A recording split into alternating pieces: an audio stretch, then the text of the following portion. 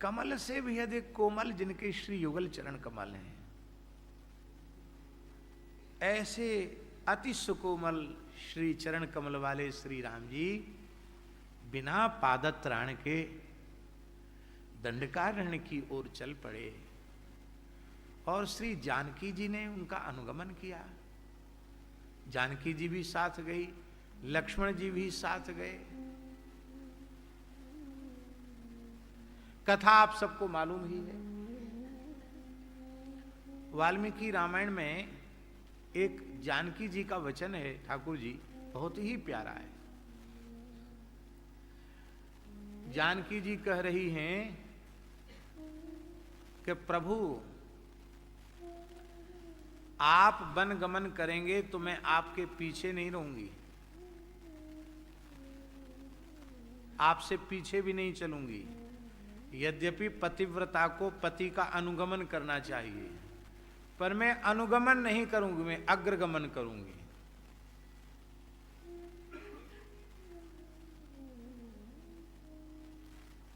हम आपके पीछे नहीं चलेंगे, आप हमारे पीछे चलेंगे। राम जी ने पूछा कि देखा है तुमने दंडकारण्य का रास्ता, मार्ग देखा है?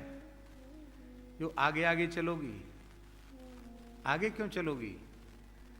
तो ठाकुर जी बहुत प्यारी पंक्ति है। जानकी जी कहती हैं कि मैं आपके चरणों को जब दबाती हूं, आपके चरणों की सुकोमलता का अनुभव करती हूं, तो मेरा हृदय प्रेम से पिघल जाता है।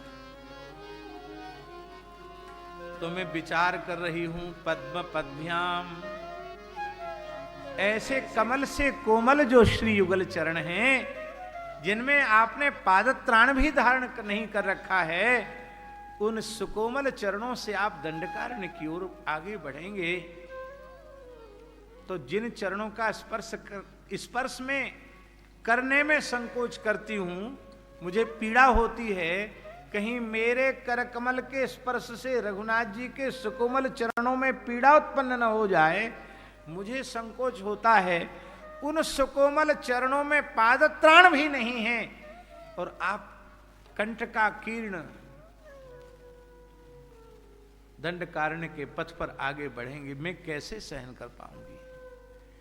इसलिए अग्रतस्ते गमिष्यामि, मैं तुम्हारे आगे आगे चलूंगी। अग्रतस्ते गमिष्यामि मृद्वंती कुशकंटकान, मैं कुश कांटे और कंकड़ों को कोमल बना बना करके आपके लिए मार्ग, सुखमय मार्ग बना करके मैं चलूंगी। तो राम जी ने पूछा कि हमारे चरणों की कोमलता का तो तुम बहुत सुंदर निरूपण कर रही हो, व्याख्यान कर रही हो, क्या आपके चरण कमल कठोर हैं क्या?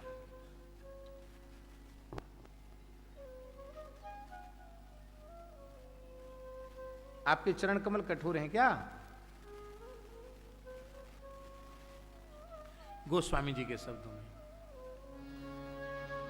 पलंग पीठ तजी गोद ही डोरा,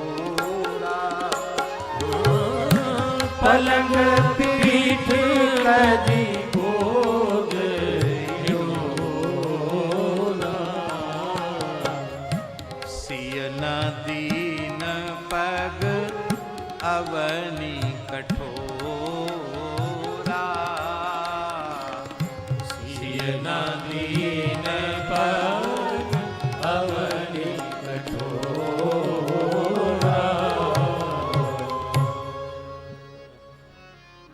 दुग्ध फैन को विलज्जित करने वाले अत्यंत उज्जवल सुश्वेत सुकोमल पर्यंक पर श्री किशोरी जी विराजती हैं, अथवा माताओं की गोद में विराजती है, अथवा अपने प्राण वल्लभ श्री रघुनाथ के साथ, जानकी वल्लभ लाल के साथ हिंडोरे में विराजती है। सिय न दीन पग, क्यों? अवनी कठोरा। तीनों माताओं ने सुन रखा था कि हमारी आने वाली बहू रानी मिथिलेश राजनंदिनी, सुनैना नंदिनी भूमिजा श्री वैदेही पुत्र वधू के रूप में आ रही है। और सुनते हैं वो बहुत बहुत अधिक सुकोमला है। तो यहां तो बहू आएगी तो कुछ न कुछ देवी देवताओं का पूजन है, कुछ द्वाराचार नेगाचार कुछ न कुछ करना पड़ता है, तो कुछ न कुछ बहू रानी को चलना भी पड़ेगा। तो मेरी बहू को यहां आने पर कष्ट न हो जाए, तो माताओं ने क्या किया महाराज जी, असंख्यों असंख्यों कमल पुष्पों का पराग पूरे राजमहल में बिछवा दिया। कम से कम इतना इतना एक एक वितस्ती। कमल का पराग कितना होता है आप जानते हैं? वो पीला पीला केसर जैसा वो पराग नहीं है, उसको पराग नहीं कहते। जब कमल पूरी तरह खिल जाता है तो उसके पंखुड़ी के नीचे की ओर एकदम चिकनी चिकनी सुगंधित एक रेत जैसी होती है, उसको पराग कहते हैं। हम लोग बाल्यकाल में ठाकुर जी को कमलयुक्त चंदन भगवान के श्रीअंग में धराने के लिए कमल पुष्पों को ले आते, पूर्ण खिले हुए कमल पुष्पों को।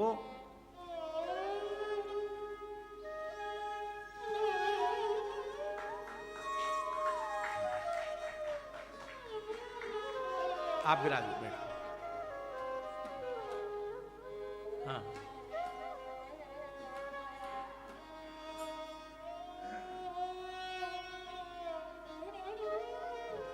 वहां सन्मुख विराज महाराज जी, वहां आसन लगा हुआ इंद्रेश जी के पास। महाराज जी तो हल्के एक छलांग में वहां पहुंच गए। ये तो हमारे जैसे लोगों को सोचना पड़ेगा कि हम क्या करें, उतरें कैसे उतरें। Okay, which one? गोवा के लिए कैसे उतरे।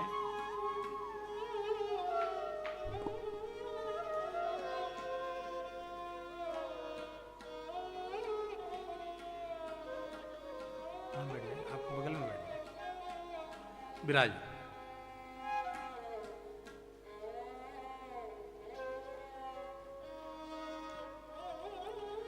अति सुकोमल चरण है। तो अरबों खरबों पुष्पों का कमल महाराज जी, कम से कम 100 कमल यदि आप खिले हुए इकट्ठे करें और उनके पराग को झाड़ें तो वो 1-2 ग्राम होगा। कितना? 1-2 ग्राम मुश्किल को 100 कमल पुष्पों में। और पूरे महल में चक्रवर्ती सम्राट दशरथ जी के पूरे महल में रानियों ने एक एक वितस्ती, वितस्ती माने बिलांद, एक एक वित्ता कमल पराग बिछवाया। हम समझते अरबों खरबों कमलों का पराग वहां बिछवाया गया। कभी आप प्रयोग करके देखना, कमल पराग को मलयागिरी चंदन में डाल करके फिर आप घिसना, फिर भगवान के श्रीअंग पर पधराना चंदन, गिरधर लाल जी के श्रीअंग पर, फिर देखो इतनी भीनी भीनी कमल की सुगंध चंदन में आती है, उसको पद्म चंदन कहते हैं।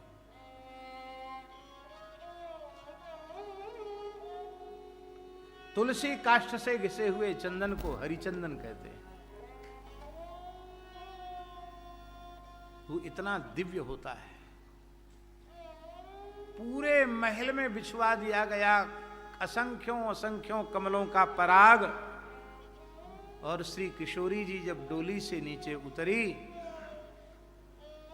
तो अभी 2 पग चली ही थी, तब तक उनके अधर सूख गए, लाल लाल अधर सूख गए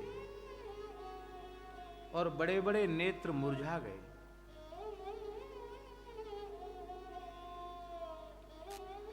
ऐसे लग रहा था उनकी मुखद छवि को देख करके कि घबरा गई हो, विकल हो गई हो। इस विकलता को माताएं सहन नहीं कर पाई। अब देखिए, दाहिनी ओर कौशल्या जी हैं, बीच में मध्यमांबा कैकेयी जी हैं, और बाएं हाथ की ओर कौन है? श्री सुमित्रा जी। तीनों माताएं घेर कर चल रही है, और कमल पराग पर श्री जानकी जी पद विन्यास कर रही है। और अभी 2-4 कदम ही चली थी, तब तक उनके अधर सूख गए, उनके नेत्र मुरझा गए। माताओं के हृदय में अपार वात्सल्य अपनी बहू रानी के प्रति क्यों न हो, राम जी से ज्यादा वात्सल्य है। क्यों वात्सल्य ठाकुर जी? दशरथ जी जब भी महल में जाते, कौशल्या जी के महल में, तो कौशल्या जी कहती, आप तो राजकाज में ऐसे व्यस्त हैं कि आपको कोई चिंता ही नहीं। क्या चिंता? अरे राम जी सयाने हो गए हैं, अब इनके लायक कोई बहू खोजो, कि खाली ऐसे ही सब समय आप नष्ट करते चले जाओगे। कैकेयी जी के महल में जाते वो भी यही करती है, मान कर जाती हैं, आप प्रयत्न क्यों नहीं करते, मेरे लाला के लिए बहू खोजो। सुमित्रा जी भी यही करती है। मैं अनधिकार चेष्टा तो कर रही हूं, लेकिन ये बहुत गलत बात है, हैं? आप राम जी के विवाह की चिंता नहीं करते। एक बार माताओं ने कहा, एक साथ दशरथ जी का घेराव करो। घेराव जानते हैं? नेता लोग जानते हैं। कभी किसी नेता से जबरदस्ती कोई बात मनवानी होती तो नेता का घेराव करते हैं। माताओं ने दशरथ जी का घेराव किया, बोले नहीं, आज तो समाधान करना पड़ेगा, ब्याह की चिंता नहीं। दशरथ जी बोले, हमने तो सुना था कन्या पितृत्वम खलु नाम कष्टम, बेटी का बाप होना कष्टकारक है, पर तुम तो पीछे पड़ गई। 4 बेटा हैं हमारे, हैं, और सब पीछे पड़ गई, कब ब्याह करोगे? अरे बेटा वाले चिंता थोड़ी करते हैं, ब्याह की चिंता बेटी वालों को होती है, बेटा वालों को नहीं होती है। अब फिर किसी का बेटा काला कलूटा हो, अधिकांग हीनांग हो, कुलक्षण हो, एक बल्ब फ्यूज हो,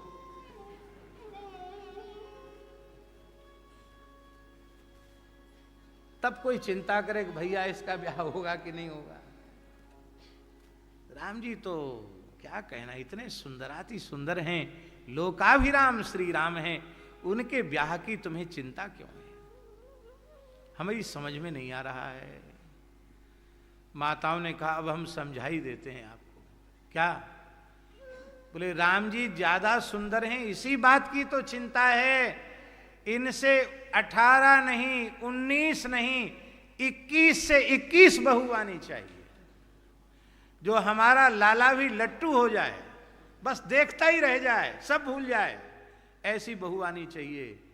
और यदि हमारे लाला से थोड़ी भी कमजोर बहू आई और लाल जी का मुखारविंद थोड़ा सा मलिन हुआ, तो हे चक्रवर्ती महाराज, हम आपके चरणों की शपथ लेकर कहती हैं, राम जी के मलिन मुख को हम नहीं देख पाएंगे, हमारे प्राण निकल जाएंगे। इसलिए खोजना शुरू करो, मनाओ देवी देवताओं को, पुरखों को, कि हमारे लाला के अनुरूप बहू मिल जाए। इसलिए चिंतयामास धर्मज्ञः महाराजा दशरथ। शास्त्र ठाकुर जी, वाल्मीकि का श्लोक। महाराजा दशरथ तेषां दारक्रियां प्रति चिंतयामास धर्मात्मा सोपाध्यायः पुरोहितः। इतनी गंभीर समस्या है कि इसका समाधान, बोले ये तो बात बहुत पते की बात कही है, बुलाओ गुरु जी को बुलाओ, उपाध्याय पुरोहित सबको, सोपाध्यायः पुरोहितः। पहले उपाध्याय शब्द आया, बाद में पुरोहित शब्द आया। सोपाध्याय पुरोहित, ज्ञान प्रदाता को उपाध्याय कहते हैं। उपाध्यायों के सहित श्री अथवा वशिष्ठ ही उपाध्याय है, शिक्षा वही देते हैं सबको। सोपाध्याय पुरोहित, उसी समय विश्वामित्र बाबा आ गए। अभी चर्चा शुरू नहीं हो पाई थी, विश्वामित्र जी आ गए। राजद्वार पर विश्वामित्र जी दर्शन की प्रतीक्षा में खड़े। आगे कथा आप सबको मालूम। इतनी सुंदरी है, इसलिए राम जी से ज्यादा वात्सल्य माताओं का जानकी जी में है। राम जी से ज्यादा प्रेम है, जी से ज्यादा प्रेम है। माताओं ने देखा कि बहू रानी के तो अधर सूख गए, नेत्र कुमला गए, ये घबराई हुई सी लग रही है। माताओं ने तृण तोड़ा, नजर उतारी, राईनौन किया, आंचल से ढक लिया और बड़े लाड़ से पूछा, वैदेही सीते, हमने तो बहुत प्रयत्न किया कि इस महल में तुम्हें किसी प्रकार का कष्ट न पहुंचे, पीड़ा न पहुंचे, पर लगता है हमारे प्रयत्न से आप प्रसन्न नहीं हुई हो। आपकी मुखाकृति देखकर लग रहा है कि आपको वेदना है, आपको कष्ट है। वेदना के भाव आपकी मुखार विंद पर झलक रहे हैं। क्या बात है? किशोरी जी ने संकोच, नहीं माँ जी मैं बिल्कुल ठीक नहीं। नहीं ठीक नहीं हो, अभी से संकोच करोगी तो कैसे? ये घर की मालकिन हो, सब कुछ तुमको ही करना है, अभी से संकोच करोगी? तुम्हें हमारी सौगंध। माता ऐसे जल्दी बोल देती है। हाँ। और गांव देहात की माता, मेरे मरे मुंह की सौगंध ले।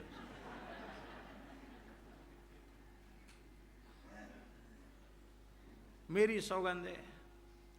तब श्री जानकी जी ने सकुचाते हुए कहा, मां क्षमा करें, ये कमल का पराग चरणों में चुभ रहा है, और ये जो आपके महल की दासियां घेर कर खड़ी हैं, इनके शरीर की गर्मी से, इनके नेत्रों की के ताप से मेरा मुख कुम्हला रहा है।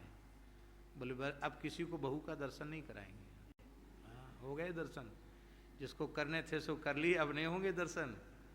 अब तो पलंग पीठ तजी गोद हिंडोरा, गोद में लेकर सब काम कराया है, चलाया नहीं बहू को। एक बार अयोध्या में संकट आ गया ठाकुर जी, एक बार अयोध्या में संकट आ गया। वो ग्रहजन्य संकट था। कोई दुष्ट ग्रह की दशा आई और उस दुष्ट ग्रहजन्य दशा की निवृत्ति के लिए वशिष्ठ जी ने एक अनुष्ठान बिठाया,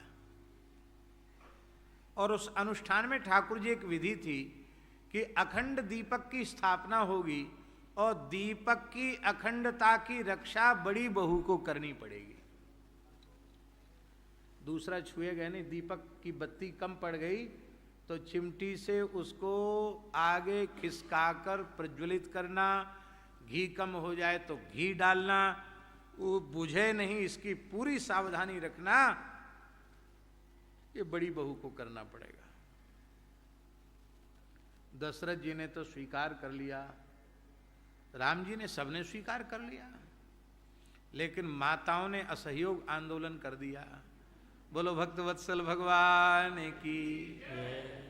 बोली ग्रह दशा रहे चाहे जाए, पर मेरी बहू रानी दीपक के पास जाएगी, दीपक की गर्मी कैसे सह पाएगी?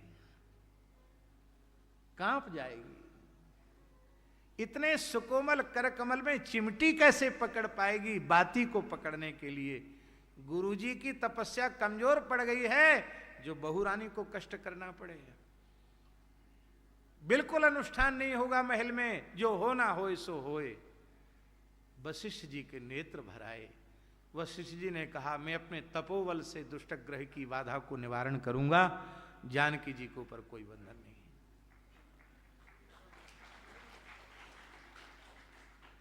उन जानकी जी के चरण कमल इतने कोमल हैं, तो उनके कर कमल कितने कोमल होंगे। स्वाभाविक है ना, चरण से तो कर कोमल होते ही हैं, चरणों की अपेक्षा हाथ तो अधिक कोमल होते हैं। और उन हाथों से वे जब श्री रघुनाथ जी के चरण कमलों का संवाहन करती हैं तो उन्हें संकोच होता है कि कहीं इन चरणों में पीड़ा न पहुंच जाए। तो राम जी के चरण कितने कोमल होंगे। यहां मन वाणी बुद्धि इनकी कोई गति नहीं, इतने कोमल भगवान के चरण हैं। इसलिए आचार्य जी, हमारे आचार्यों ने अनुभव किया है, दाक्षिणात्य आचार्यों ने अनुभव किया है, चक्रपाणी जी, हमारे आचार्यों ने अनुभव किया है, दाक्षिणात्य आचार्यों ने अनुभव किया है, चक्रपाणी जी, दाक्षिणात्य आचार्यों ने अनुभव किया है कि श्री जी अपने कर कमल से नारायण का पाद संवाहन नहीं करती है। ठाकुर जी, उनके करकंज से जो अरुण वर्ण की कांति निकलती, उस कांति से संवाहन करती है।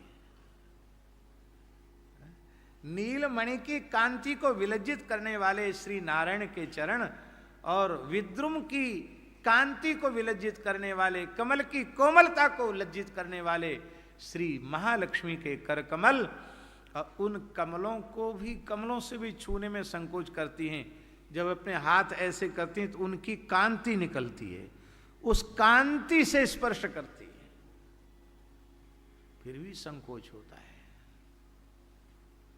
आप लोग कहेंगे इतने कोमल चरण। इसका उत्तर ठाकुर जी ब्रह्मा जी ने दिया है ब्रह्मस्तुति में। केवल उतनी ही पंक्ति हम बोलेंगे।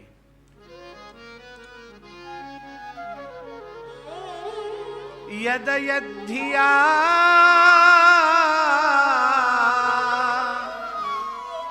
त उरुगाय विभावयन्ति।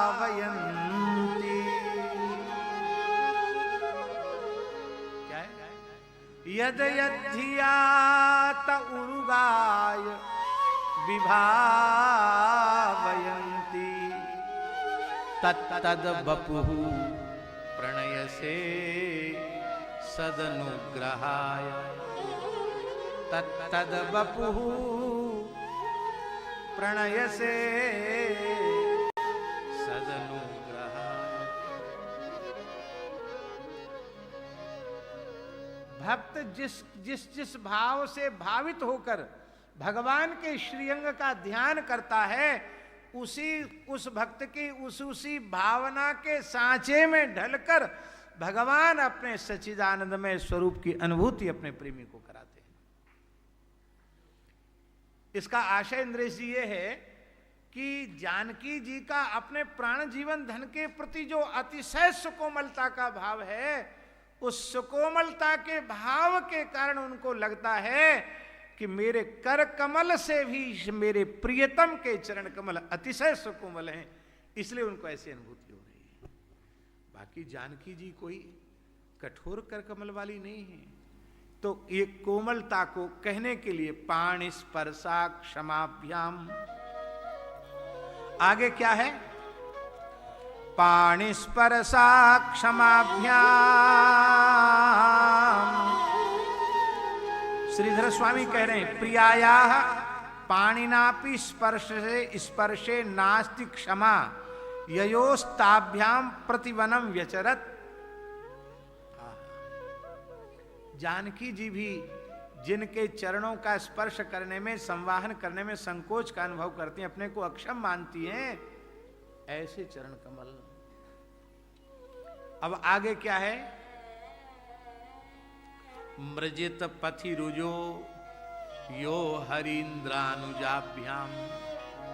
अर्थ स्पष्ट है। हरीन्द्र माने श्री हनुमान जी और अनुज माने श्री लक्ष्मण जी। ऐसे सुकोमल श्री रघुनाथ जी के चरण कमलों का मार्ग जनित जो श्रम है, उस श्रम का अपनोदन कौन करते हैं, श्रमापनोदन कौन करते हैं? बोले श्री हनुमान जी और श्री लक्ष्मण जी। रघुनाथ जी के चरण दबा करके उनके मार्ग जनित श्रम को निवृत्त करते हैं। इसके आगे क्या बोल रहे हैं? इसके आगे बोल रहे हैं वैरूप्यात शूर्पणख्या। अब हम एक बात पूछ रहे हैं, पहले शूर्पणखा के नाक कान कटे कि पहले हनुमान जी आए? क्या हुआ पहले? हैं? पहले नाक कान कटे ना। और यहां सुखदेव जी ने कथा ही पलट दी। पहले चरण कमलों की कोमलता का वर्णन किया, फिर तुरंत उनको दबाने वाले बुला लिए, बाद में नाक कटवा रहे हैं शूर्पणखा की। हमको ऐसा लगता है ठाकुर जी कि चरणों की कोमलता का वर्णन करते करते सुखदेव जी इतने विकल हो गए, उन्होंने कहा नाक ही तो कटनी है, शूर्पणखा की आगे पीछे कभी कटती रहेगी। अरे राम जी के चरणों में पीड़ा हो रही है, पहले चरणों को दबाने वालों को तो बुला लो। तो ललित सेवा चरणों की कौन करता है? बोले ये तो श्री लखन लाल जी और श्री हनुमान जी करते हैं। सेवत लखन सीय रघुवीर जिमि अविवेकी पुरुष शरीर। इसलिए लीला में यहां अनुक्रम नहीं है, यहां व्यतिक्रम है। तो ये व्यतिक्रम भी रसयुक्त है। इसलिए ये रसयुक्त है क्योंकि मानो सुखदेव जी कोमलता का वर्णन करते करते इतने विकल हो गए कि क्रम भूल गए। उन्होंने कहा नाक कान कटें तो पीछे कटें, पहले चरण दबाओ राम जी के। राम जी के चरणों में श्रम हो रहा है, उनको पीड़ा पहुंच रही। पाणि स्पर्शा क्षमाभ्याम मृजित पथि रुजो यो हरीन्द्रानुजाभ्याम। अब आगे कह रहे हैं वैरूप्यात शूर्पणख्याः। शूर्पणख्याः वैरूप्यात। शूर्पणखा के नाक कान राम जी ने काटे या लक्ष्मण जी ने काटे? किसने काटे हैं? लक्ष्मण जी ने काटे। प्रसिद्धि तो यही है ना। वाल्मीकि रामायण में भी लक्ष्मण जी ने काटे हैं और रामचरितमानस में भी लक्ष्मण जी ने ही काटे हैं।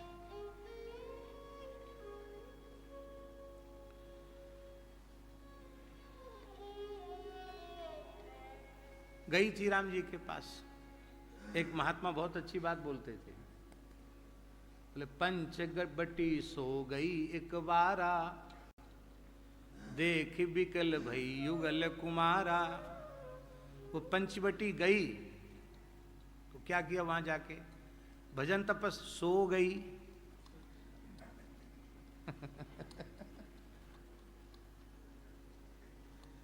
असुर प्रकृति के लोग होते हैं, वो भजन की जगह पे भी सोते ही है। तो पंचवटी सो गई, सो गई एक बारा। फिर जब उसकी नींद खुली तो देखी बिकल भई युगल कुमारा। देखा राम लक्ष्मण सामने हैं। फिर तुरंत सुंदर रूप बना करके आई और आकर के उसने कहा तुम सम पुरुष न मो सम नारी, यह संयोग विधि रचा विचारी। हाँ ठीक है, हमारे बाबा को जाना, कुछ थोड़ा बोल दें, एक शब्द कुछ कह दें। नहीं, आप अभी तो अपने घर की कथा है, आप आए हो, आपका आशीर्वाद न, एक मिनट दे दो, माइक दे देंगे बाबा के, चुप कह देंगे।